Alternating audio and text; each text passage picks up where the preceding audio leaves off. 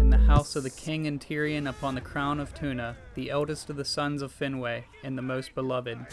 Cura Finwë was his name, but by his mother he was called Feanor, Spirit of Fire, and thus he is remembered in all the tales of the Noldor. Hey guys, it's Zach, and I'm here to ramble about the Lord of the Rings. Feanor's tale is one of great deeds and tragedy. Born in Valinor, he was the son of Finwë, the High King of the Noldor. Possibly the greatest of all elves, he was skilled in all manner of craft, most notably with the making of gems. Despite his skill, he was prideful, selfish, and would eventually come to cause much hurt in Valinor and Middle-earth. When Feanor was born, so much energy was put into his life that his mother became tired of living and her spirit left her body. She entered into the halls of Mandos and was quoted saying, "Never again shall I bear child, for the strength that would have nourished the life of many has gone forth into Feanor." After his mother's death, his father Finwë remarried Idnis the Fair, and she gave birth to 2 sons, Fingolfin and Finarfin, and 2 daughters, Finnis and Eärme. Feanor, however, had little love for his step-siblings or stepmother. He married and busied his time on his craft and exploring. And during this time, under the light of the 2 trees, Feanor created the greatest of all his works, the Cimmerals. He captured some of the light from the trees, and he put it into 3 large diamonds, and praised them above all things. At first he showed them openly, but eventually his greed for his creations made him lock them away and show them to no one. After ages of Melkor's imprisonment, he was pardoned and given his freedom in Valinor. Melkor coveted the Cimmerals. Whispering lies into Feanor's ear, he easily convinced him that his half-brother Fingolfin planned to usurp Feanor's place as heir to Finwë and to take them.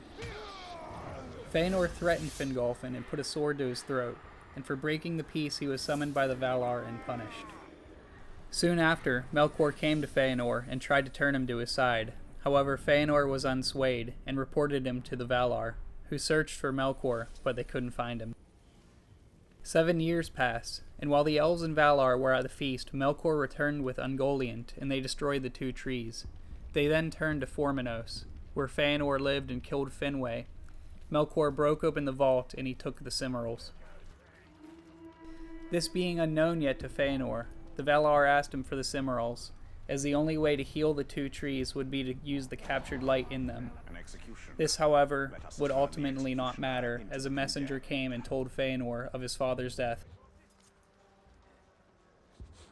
In his anger, he blamed the Valar and cursed Melkor, naming him Morgoth, or the Black Foe of the world. Angered and impassioned by the loss of the Cimmerals, he made a passionate speech to the Noldor, saying that there would be no peace and his people could rebuild in Middle-earth. His speech swayed many, but many more decided to follow his brother Fingolfin, and the smallest group deciding to follow Finarfin. Feanor quickly left with his host and marched to his kin in Alcalande, where the Teleri lived. The Teleri are elves skilled in ships and shipbuilding, and Feanor tried to convince them to join him, but Olwe, their lord, saw the exodus of the Noldor as folly. Feanor did not take counsel, and convinced his followers to attack the Teleri and take the ships by force. Fingolfin and his host of elves came upon the fighting, and not understanding, they thought that the Noldor were being attacked. They joined the fight and came to Feanor's aid.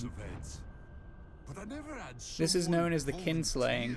Due to the wickedness of this, Feanor and his family were cursed by the Valar, and much pain would come to follow Feanor and his sons. Seeing the kinslaying, Finarfin and his host turned back, and pleaded for forgiveness from the Valar, but Fingolfin and Feanor turned north. But Feanor kept control of the ships, and he abandoned Fingolfin and his people, taking only those he trusted. Landing in Middle-earth, Feanor burned the ships, and set out to regain his stolen treasure. But when Morgoth heard of Feanor's arrival, he sent out his armies, and thus began the battle under the stars. The Noldor won the battle, and convinced he could defeat Morgoth, Feanor marched ahead of his army to the stronghold Angband.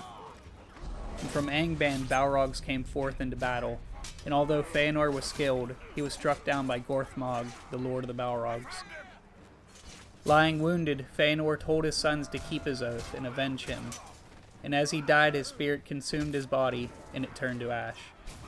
And so passed Feanor, son of Finwë, Lord of the Noldor. I hope you all enjoyed. Leave a comment if you have any thoughts or questions. I hope to do another one of these soon, so have a good day.